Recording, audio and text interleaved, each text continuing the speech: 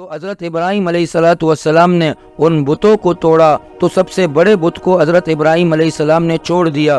نمرود لشکر کے ساتھ جب آیا، دیکھا بتیں ٹوٹی ہوئی ہیں، تو کہا کہ یہ کس کا کام ہو سکتا ہے؟ یہی ابراہیم کا کام ہو سکتا ہے۔ کہا کہ تو نے ہمارے ان بتوں کا یہ حال کیا۔ تو حضرت ابراہیم علیہ الصلوۃ والسلام نے فرمایا کہ یہ بڑے بت ہیں، ان سے پوچھ لو۔ کہا کہ یہ تو بول نہیں سکتے۔ کہا کہ جب یہ بول نہیں سکتے، ان کو اپنا رب کیوں مانتے ہو؟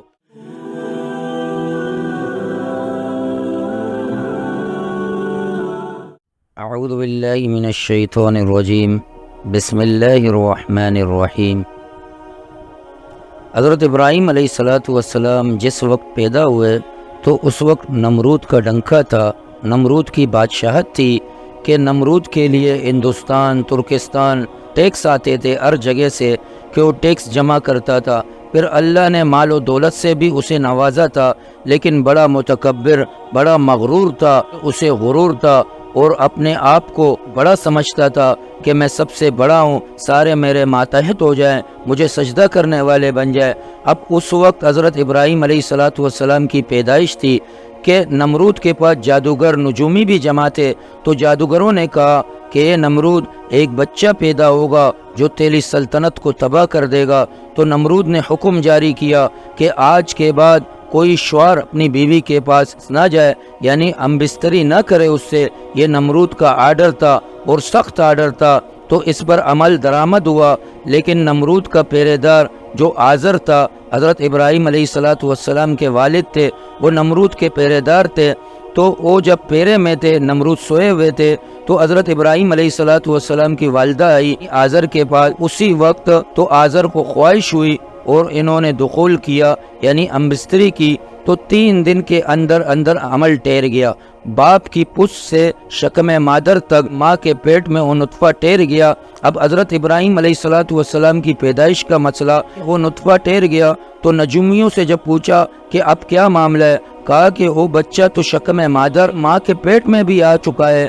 تو نمرود نے آرڈر جاری کر دیا، جو بھی بچہ پیدا ہو وضع حمل کے وقت، جب عورت کو بچہ ہو تو اس بچے کو ذبح کر دیا جائے، اسے قتل کر دیا جائے۔ اب نمرود نے یہ آرڈر جاری کیا۔ اب حضرت ابراہیم علیہ الصلوۃ والسلام کے پیدائش کا وقت تھا، تو اس کی والدہ ڈرتی ہوئی ایک غار میں چلی گئی کہ کہیں میرے بیٹے کو نمرود ذبح نہ کر دے، قتل نہ کروا دے۔ تو غار میں گئی، تو غار میں حضرت ابراہیم علیہ الصلوۃ والسلام کی پیدائش ہوئی۔ اب بچہ پیدا ہوا تو بچے کے کھانے کا انتظام، والدہ نے یہ کہا کہ اگر میں اس بچے کو لے جاتی ہوں تو نمرود تو اسے قتل کر دے گا۔ تو اس نے غار میں چھوڑ دیا اس بچے کو، پھر چلی گئی۔ تو اللہ تبارک و تعالی کے حکم سے جبریل آئے تو بچے کے انگوٹھے کو اس کے منہ میں دیا، تو ایک انگوٹھے سے شہد اور دوسرے انگوٹھے سے دودھ جاری ہوا۔ اب اسی طرح بچے کی پرورش ہوتی گئی، اور ہفتے میں ایک مرتبہ حضرت ابراہیم علیہ الصلوۃ والسلام کی والدہ آئی بچے کی نگرانی کے لیے۔ تو والدہ بھی پریشان کہ یہ کیا معاملہ ہے کہ بچے کی پرورش بھی ہو رہی ہے اور والدہ پریشان۔ جب والدہ غار سے نکلی تو آواز آئی کہ غار کے منہ کو ڈھک لینا۔ 7 سال اسی طرح گزرے کہ اللہ تبارک و تعالی نے سارے سبب بنا دیے، حضرت ابراہیم علیہ الصلوۃ والسلام کے کھلانے اور پلانے کے اسباب پیدا کر دیے۔ اللہ تبارک و تعالی اگر کسی کو پیدا کرنا چاہے تو دنیا کی طاقت اسے ختم نہیں کر سکتی، تو دنیا کی طاقت مل جائے اسے مٹا نہیں سکتی۔ تو حضرت ابراہیم علیہ الصلوۃ والسلام 7 سال کے عرصے میں اسی غار میں ان کی پرورش ہو رہی ہے۔ پھر اس کے بعد حضرت ابراہیم علیہ الصلوۃ والسلام سے اب توحید کا کام لینا تھا۔ تو حضرت ابراہیم علیہ الصلوۃ والسلام نے اپنی ماں سے کہا، یا امی من ربک، اے میری اماں تیرا رب کون ہے؟ تو اس کی والدہ نے کہا کہ میرا رب تیرا باپ ہے، تیرا والد ہے۔ تو حضرت ابراہیم علیہ الصلوۃ والسلام نے کہا کہ اے اماں، میرے باپ کا رب کون ہے؟ تو اس نے کہا کہ نمرود ہے۔ تو حضرت ابراہیم علیہ الصلوۃ والسلام نے فرمایا کہ نمرود کیسے رب ہو سکتا ہے، کہ نمرود تو خود پیدا کیا گیا ہے، یعنی رب وہ ہے جس کو کسی نے نہ پیدا کیا نہ وہ کسی سے پیدا ہوا، وہ رب یکتا ہے، اس کا کوئی امثر نہیں، تو نمرود کیسے رب ہو سکتا ہے؟ تو بہرحال حضرت ابراہیم علیہ السلام ابتدائی سے ان کے مخالف تھے، نمرود کے ربوبیت کے مخالف، ستاروں کو وہ رب مانتے تھے، اس کے مخالف تھے۔ حضرت ابراہیم علیہ السلام فرماتے تھے کہ میں ستارے کو کیسا رب مان جو چھپ جانے والا ہے، رب تو ایسا ہے تو ہر وقت حاضر و ناظر، ہر وقت موجود ہے، رب چھپتا نہیں ہے، تو یہ ستارے بھی رب نہیں ہو سکتے، سورج بھی رب نہیں ہو سکتا۔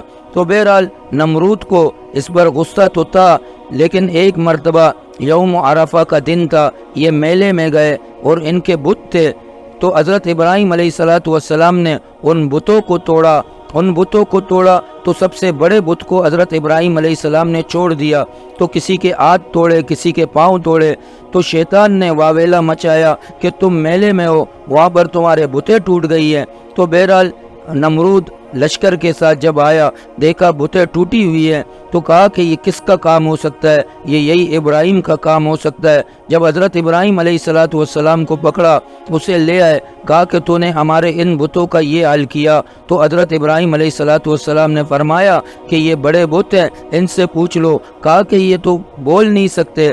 کہا کہ جب یہ بول نہیں سکتے، ان کو اپنا رب کیوں مانتے ہو؟